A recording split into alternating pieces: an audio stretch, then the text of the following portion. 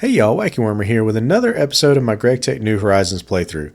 It's been a while since I played this game and even longer since I've recorded a video on it, but I've been really feeling the itch lately to jump back into GTNH, and I'm excited to kind of keep this thing moving. So we're going to start first of all by talking about what happened in the last episode I recorded.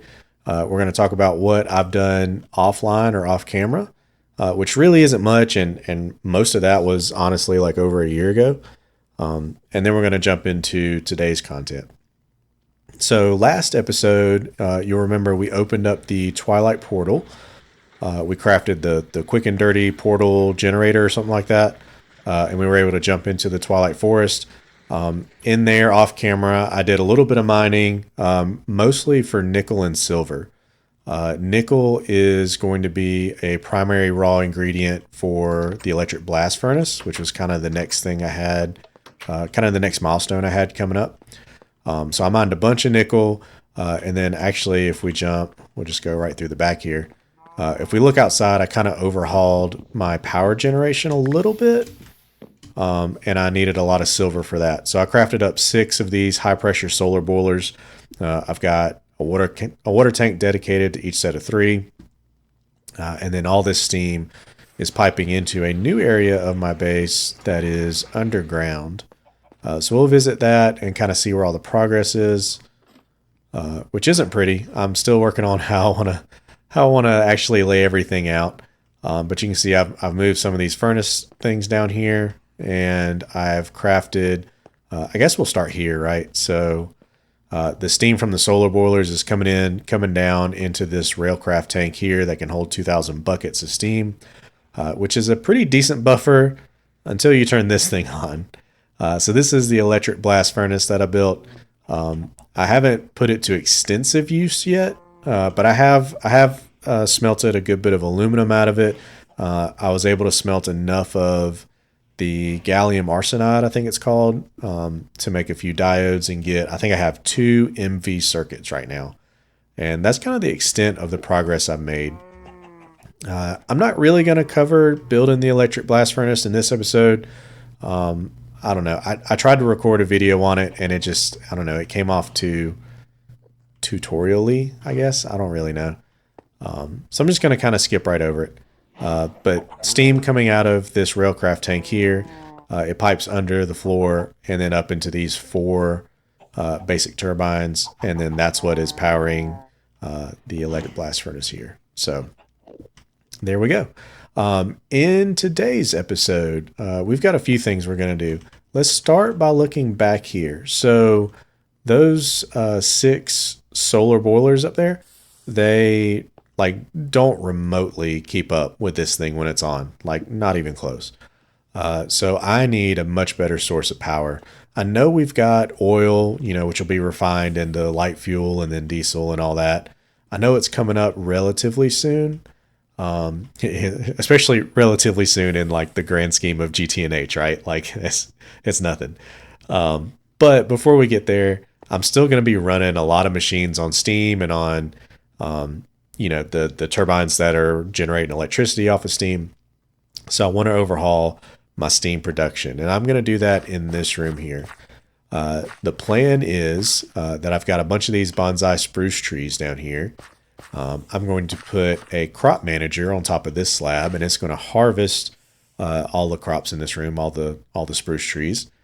It's going to push the logs into an advanced coke oven, which is a coke oven that smelts. There's probably a more technical term for it, but converts the logs into charcoal at an extremely fast rate. I think it's 1 per second, maybe, at the expense of not creating any creosote oil whatsoever, right? So you lose your byproduct, but you get a really fast conversion of logs to charcoal. And then kind of coming out this side, I'm going to have a line or maybe a double line of advanced coal boilers. And then that is what is going to be providing all of the steam that hopefully is going to push me, through the final stages of LV into the start of MV, at least up until I can start kind of the oil production and conversion parts of MV, right? So that's where we are. We are going to first craft a machine that's going to help us with creating more circuits. I've already got all that set up in here. The basic circuit assembler is what we're crafting. And this machine is where my 2 MV circuits are going to go. So made them, and then just like that, turn around and spin them to build an LV machine, which is kind of funny. But we get that hooked up. Did that do the trick? I didn't hear a sound. Yeah. Cool. And then so in here, let's see, let's grab some of this, and then we'll use take auto output off. We're just going to use the wire mill. We're not using the actual cable production chain here. We're just using the wire mill because the advantage of this, what this machine saves you on the circuit builds, is 1 red alloy cable. So I think it takes 2 instead of the 3 that's required in the other circuit or in the other crafting recipe. And it also saves you from having to coat them. I'm not really concerned about the coating them. That's pretty cheap in the grand scheme of things. But the red alloy itself is pretty expensive.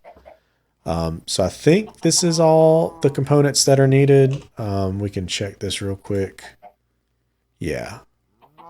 And then the only thing I'm missing is one of these metals to kind of bind everything together. I could do 2 ingots of lead, 1 ingot of tin, or a half ingot of soldering alloy, right? For the time being, I'm just going to go with tin, but I may switch over to soldering alloy at some point. So I'm going to get this tin extracted right here. And then we're going to go toss it into this circuit maker. And then hopefully this starts running. What am I missing? Do I need a specific... let's see. So we're doing this recipe, LV, vacuum tube, circuit board, resistor, red alloy wire. Vacuum tube, resistor, circuit board, red alloy wire. There we go. Oh, okay. So it saves the steel casings also. That is actually pretty convenient. Okay. So now this guy's making circuits for us. As soon as we get some more of these, drop that in, and then of course we'll need some more tin to keep it going. I'm not really counting very well how much I'm actually using here, but that's all right. I don't need too many circuits at the moment. Right now, my immediate goals are to get the... Oh yeah, I need to hold that with my gloves. My immediate goals are to get the crop manager, the LV crop manager, which is these materials here. So let's get this crafted. And then I've also got all these materials here. This is for the advanced boiler. So this is the LV advanced boiler. The solar boilers I have outside at max, they're doing 360. So this is essentially double. And in the long term, I'm going to be building a lot more of these. But I just kind of need one to get things up and running for now. And then I went ahead and crafted a basic turbine just to kind of get things moving. So now I should have let's grab some coal. Let me grab some coal and then I'll meet you in the farm room. Okay, so let's hop up here. And everything we're doing right now is incredibly, well, that didn't work. Incredibly temporary. This is not going to be functional starting out. Simply for the fact that it's going to take some effort to make the advanced coke oven. It is a recipe that requires our new electric blast furnace. It requires, I think I need to build a chemical reaction chamber. I forget what it's called. But anyways, there's several steps to building this advanced coke oven. So this is not going to be functional, but we can kind of manually power this thing and at least make sure that it's going to harvest these and then start to figure out one of the things I'm not really sure how to do yet. I haven't had to do any sort of like filtering of outputs on machines or anything like that in the processing lines I've set up there. I believe there is a chance it can harvest spruce saplings here, and those aren't going to do anything at all in this coke oven. So I'm going to have to figure out how to separate the logs from the saplings, make sure only the logs go into the coke oven. So this is going to give me a chance to just kind of figure out how GregTech item routing works, right? Item filtering. All right, so kind of dumb, but I forgot I needed to supply water to the boilers. So I just went and broke down the tank that I had upstairs. That was kind of a spare tank. All right, so we're hooking up the boiler to the water tank. And then we want to go there, and we want to go there, and then we want to go there. All right, you are filling up with water. Let's throw some charcoal in. And then we want to get our bronze pipe right there. And then I don't know if it has to come out of the top, but it might. So we're just going to put it there. And then we're going to hook things up. Okay. And so once this thing warms up to 100 Celsius, it should output steam, drop it into the turbine. The turbine should be putting LV power into the crop manager, which should pretty much immediately just harvest all of these spruce saplings that have already grown down here. Well, somehow I built a basic gas turbine, not a basic steam turbine. So let me build a basic steam turbine and get back to you. Okay, so let's talk about the advanced coke oven. If we look at the block here, so our tooltip here tells us it's the same size as the other coke ovens we have downstairs.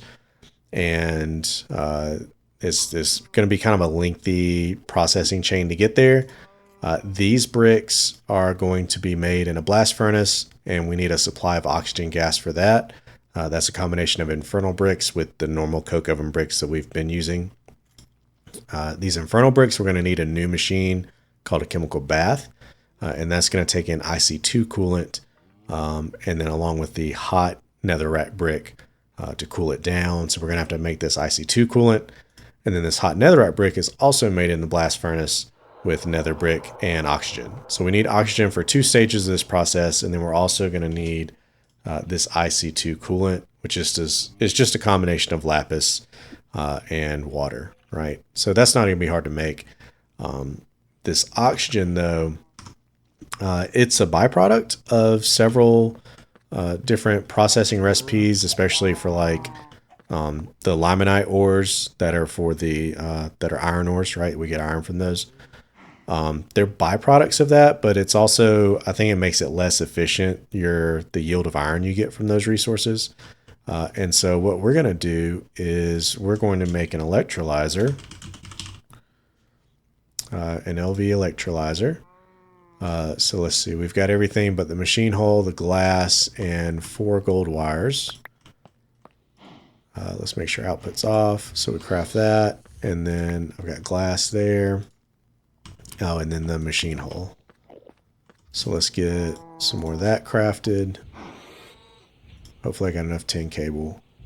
And then, so we supply the electrolyzer with, let's just go ahead and add that there. We supply the electrolyzer with water, and then it electrolyzes it into oxygen and hydrogen, right? I need to pick up this, and that should be good. I need an extra tin cable.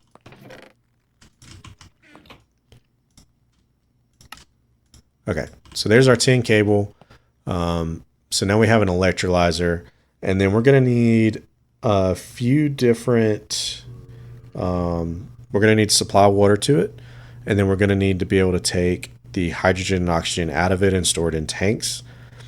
And then we also need to make sure, because we don't have plans to use hydrogen right now, we need to make sure we have a way of voiding the excess hydrogen that comes out of it, right? So first of all, we need a water supply. Well, lucky for us, we've got this new setup we just moved back here that also supplies water, right? So let me do a little bit of temporary rearranging here so that I can get water to this machine, to kind of both sides of this. And then also I can pull off power from this machine right here. And yeah, I'll see you when I get the electrolyzer set up. Okay, so I think I have an idea. A bit of a terrible plan coming together, right?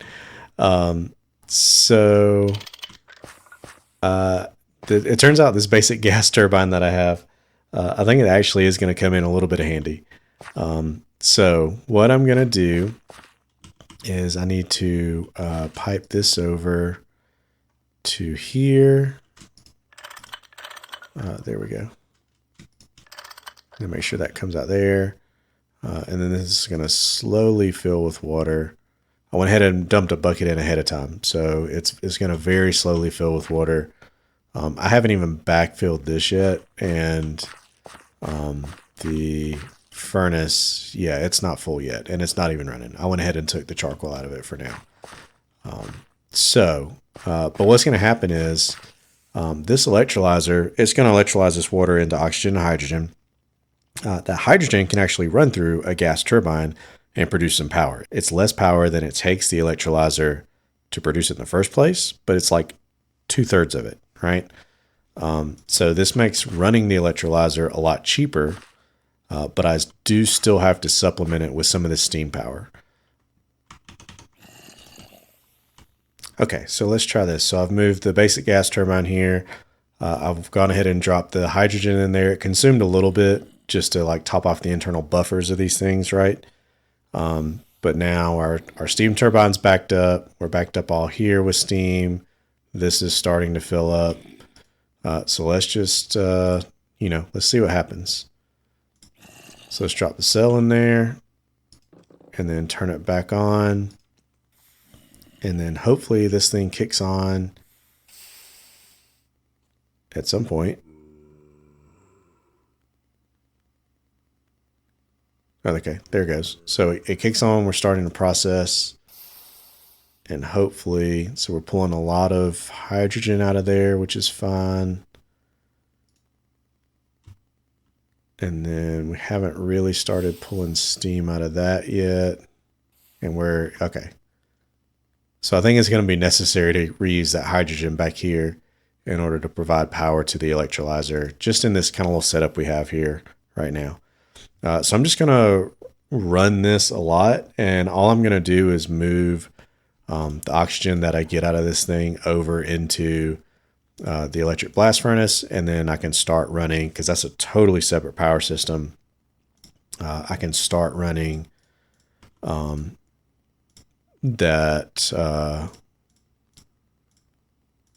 I can start running those nether bricks through the electric blast furnace, right? In fact, we can go ahead and just jump over there right now. Come here, drop oxygen cell in, and then turn it on.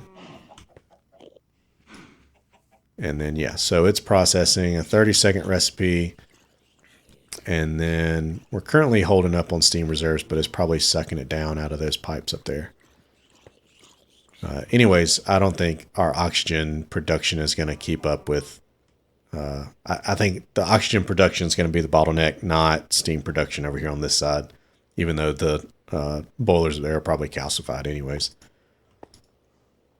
And there we go. So there's our hot netherite brick. I'm going to get a couple of stacks of these going. I'm just going to sit here and babysit this and go back and forth with the oxygen and hydrogen. And then once we get a decent amount of those, we'll worry about moving on to the next step, which is that chemical bath, I think is what it was called. So I'll see you in a few minutes. Okay, so after doing a little bit of research, I caught what some of you probably already know, which is that the mixing recipe for the IC2 coolant is MV. And obviously we don't have an MV mixer, an MV power source, or anything like that yet. So what I'm probably going to do is push this off to the next episode, and I'm going to finish this episode up by doing a little bit of automation on our setup down there. So I realized I had a pretty silly approach to how I was going to automate this setup. I had set up this recipe initially on circuit 3, which was taking our water, breaking it into hydrogen cells, so filling up the empty cells, and then doing the oxygen gas here as a fluid. If we flip this and we go to circuit, I believe it's circuit 1. Yeah, circuit 1 takes water, gives us oxygen cells and hydrogen in the tank. Then I don't have to worry at all about moving items around. So I was worried about moving that hydrogen cell to the turbine and then moving the empty cell back into the electrolyzer. That was a big pain. It required conveyor belts and everything. But if we flip the recipe here, obviously I've got to burn down through all of this gas that I've built up. But once we've done that, all I have to do is slap a fluid pipe up here, and then we set this to auto output fluids. I'm not going to click that now because I don't want this oxygen gas to go into that pipe. But once I empty that out, we'll set this to auto output fluids, and then that's going to pump the hydrogen gas straight into the gas turbine. No need to pipe anything back over to the electrolyzer or anything like that. And so that's how we're going to accomplish automation of this. After running this and letting it fill this tank up here, it does need some babysitting. You have to kind of keep an eye on it. But really, you can kind of hit this nice little stride here where, since presumably when we pull electricity out of this wire for the electrolyzer, I guess the gas turbine and the steam turbine over on the other side are filling that up equally. And since we can get about 2/3 of our power requirements from the hydrogen, we're only consuming about half of that. So what happens is you can actually backlog hydrogen. Even when you're pulling the oxygen out, you can end up with a full gas turbine and then a full, right now it's these hydrogen cells I'm filling up on. In the future, it's going to be, this tank is going to be backfilled, right? But the solution to that I found is just turning off steam essentially and letting it run. It might require a little bit more of a solution now that I'm switching over to using cells instead of, or I'm switching away from cells and using just straight gas. But I can always come in here, pick up a little bit of hydrogen gas in a cell just to trigger the machine to run. And then once it starts running solely off the gas turbine, then you can go and backfill with the hydrogen cells. So those are just, it's a little bit of a lesson I've learned as I've started to actually run the system and process some of those nether ingots with the oxygen here. All right, next episode, we are going to work on those MV circuits, which we're going to need to make an MV mixer, which we need for the IC2 coolant that we're going to need to cool off the hot netherrack bricks here. That's a long chain of needs right there. But thanks for watching me suffer through GregTech New Horizons for another episode. I'll see you next time.